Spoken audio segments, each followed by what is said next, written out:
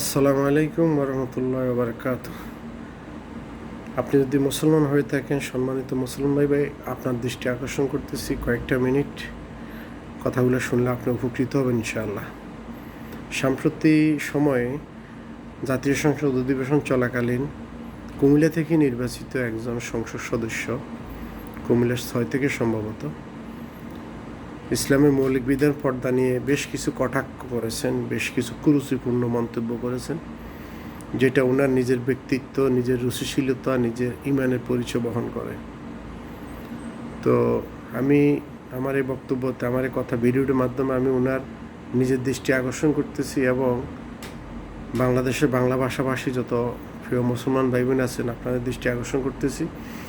পর্দা সম্পর্কে কিছু কোরআন এবং হাদিসের রেফারেন্স তুলে ধরবো আপনাদের কাছে, ইনশাআল্লাহ উপকৃত হবেন। তো পর্দা হচ্ছে আমাদের ফরজে আইন, এটা কোনো হেলাফেলার কোনো বিষয় না। প্রতিটা মুমিন, মুসলমান নর এবং নারী উভয়ের জন্য পর্দা করাটা ফরজে আইন।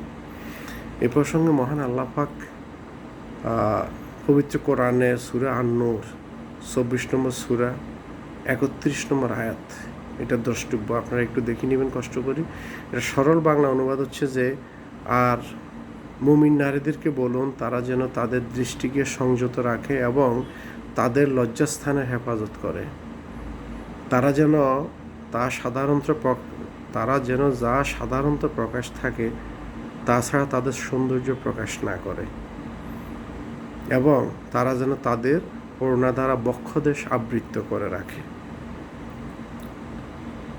তো আপনারা এই আয়াতটার বিস্তারিত তাফসীর দেখে নিলে বুঝতে পারবেন আল্লাহ পাক কীভাবে এখানে আমরা পর্দাটা কীভাবে করতে হবে, এটা আশা করি বুঝে নেবেন। তারপর সূরা আল আহজাব 33 নম্বর সূরা 59 নম্বর আয়াত,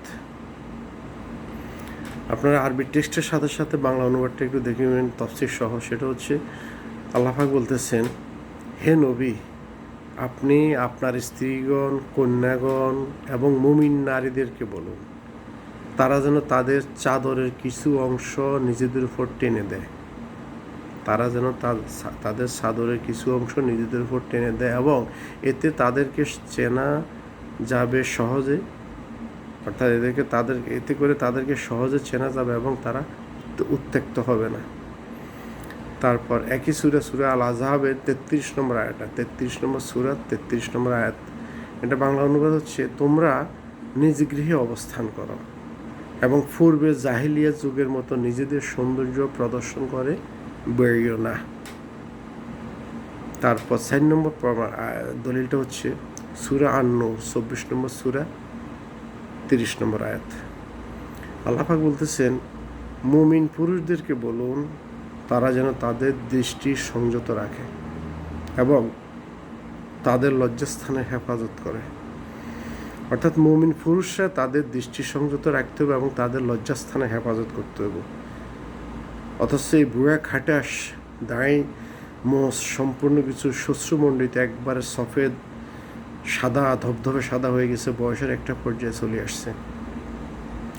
এই বুড়া বেয়াদব, আমি তাকে বেয়াদব শব্দটা বলতে বাধ্য হয়েছি কারণ উনি আমাদের ফর্দা, মুসলমানের ফর্দা নিয়ে উনি কটাক্ষ করছেন, যে এটা আমাদের মৌলিক, একটা ফান্ডামেন্টাল একটা খুঁটি, ইসলামের একটা খুঁটি, এটাকে নিয়ে উনি কটাক্ষ করছেন। ওনার এই বুড়াতি বয়সে উনি জামাত ইসলামের সম্মানিত মহিলা সদস্যদের চেহারা দেখতে ওনার মনে চাইছে। এতে করে বোঝা যায় এই বেয়াদবটা তার যৌবনকালে কীভাবে যৌবনকাল অতিবাহিত করছেন। কত শত মহিলার ইজ্জত না জানি ওনার হাতে ধ্বংস হয়েছে।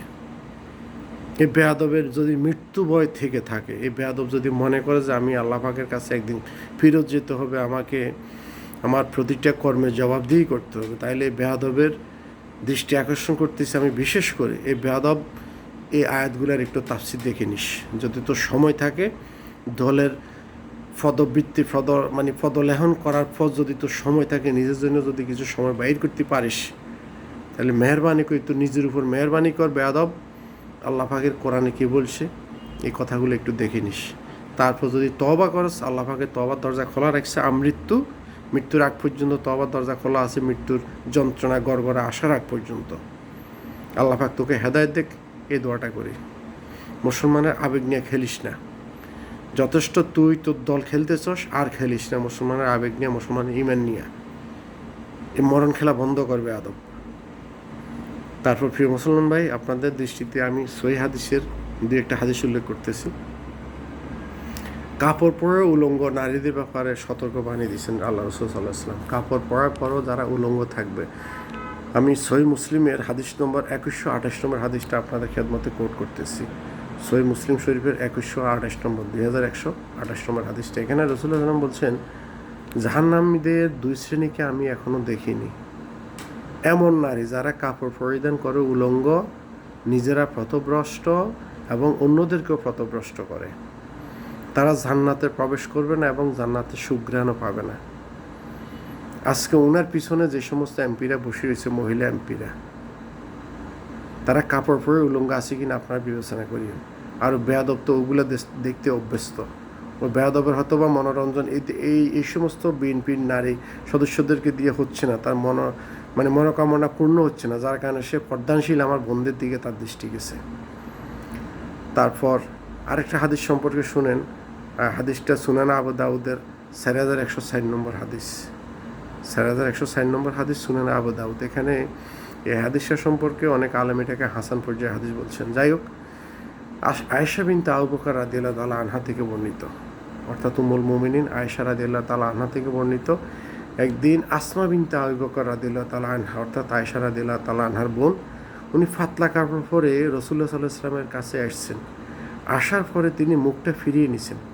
আল্লাহ রাসূল সাল্লাল্লাহু আলাইহি ওয়াসাল্লাম আসমা বিনতে আবু বকর রাদিয়াল্লাহু তাআলা আনহাকে দেখে মুখটা অন্যদিকে ঘুরিয়ে নিছেন এবং বলেন যে, হে আসমা, নারী যখন বালেগা হয় তখন তার এই অংশ ছাড়া অন্য কিছু প্রকাশ করা উচিত নয়।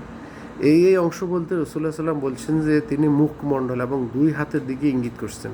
যেটা স্বাভাবিকভাবে প্রকাশ হয়ে যায়, ধরুন হাতের কবজি কোনটা, এটা স্বাভাবিকভাবে প্রকাশ হয়ে যায় এবং মুখমণ্ডল স্বাভাবিকভাবে অনেকের প্রকাশ হয়। অতএব এই দুইটা অঙ্গ ছাড়া অন্যান্য অঙ্গ প্রকাশ করা উচিত নয়। ক্লিয়ার হয়েছেন আশা করি। তারপর নারীরা ইহরাম অবস্থায় মুখ ঢাকতেন, সেটা হচ্ছে আয়েশা বিনতে আবু বকর রাদিয়াল্লাহু তাআলা আনহা বলতেছেন, আরোহীরা আমাদের ফাঁস দিয়ে গেলে আমরা মাথার উপর থেকে চাদর টেনে মুখ ঢেকে দিতাম এবং তারা চলে গেলে পুনরায় আবার মুখটা খুলে দিতাম। সেই একই গ্রন্থে শুনেন আবু দাউদ শরীফের হাদিস। তারপর রাসূলুল্লাহ সাল্লাম লজ্জাশীলতার গুরুত্ব দিতে বলছেন যে একটা হাদিস, যে লজ্জাশীলতা ইমানের একটি শাখা বা ইমানের একটি অঙ্গ, অর্থাৎ তাহরাতু শুআবুল ঈমান। এটা মুত্তাফাকুন আলাইহি, অর্থাৎ সহিহ বুখারী এবং মুসলিম শরীফের হাদিস। তো এই যে রেফারেন্সগুলো দিলাম, এগুলো কি ফেল না? এগুলো তো একটাও ফেক না, আল্লাহর কোরআন এবং সহিহ সুন্নাহ। তো আমরা যারা ঈমান নিয়ে বসবাস করতে চাই, পৃথিবীতে মুসলমান হিসেবে বসবাস করতে চাই, আমাদের মা বোনদেরকে, আমাদের স্ত্রী সন্তানদেরকে আমরা পর্দার বিধানটা মেনে চলতে চাই, আমরা পালন করতে চাই। এই ভদ্রলোকের কথাটাই, বেয়াদবের কথাটা আমাদের কাছে সাংঘর্ষিক মনে হয়েছে। পর্দার সাথে একটা বেয়াদবি, আল্লাহর বিধানের সাথে একটা বেয়াদবি মনে হয়েছে।